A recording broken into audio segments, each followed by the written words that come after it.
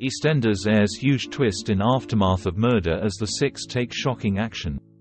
EastEnders spoilers follow for Boxing Day's episode, which is now available to stream on BBC iPlayer. With Keanu Taylor having met a gruesome end at the hands of Linda Carter in EastEnders' Christmas special, the six had a big decision to make in the subsequent episode.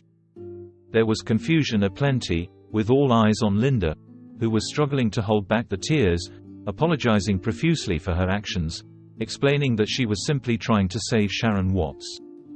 Despite Keanu almost choking her to death, Sharon fell to her knees and broke down, heartbroken over her former fiancé's death.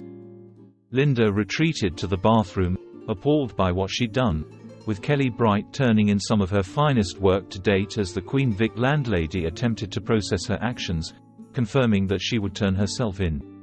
Sharon, however, was adamant that she would do no such thing, commending Linda for saving her life when she did. Denise Fox, Stacey Slater and Kathy Beale, meanwhile, clashed over the best course of action, with Stacey wanting to scarper while Kathy was keen to call the police, with Denise critiquing both women's plans. Despite their initial conflict, however, the matriarchs ultimately decided to stick together and come up with a plan to ensure that none of them were implicated in the crime. This meant disposing of the body. Suki Panesar, who is no stranger to a murder cover-up, was on hand to offer advice on how to emotionally detach oneself from such a situation and, with that in the mind, the six swiftly formulated a plan. Linda sobbed as she disposed of the weapon used to claim Keanu's life, while Stacey and Denise obtained something that they could wrap the body in.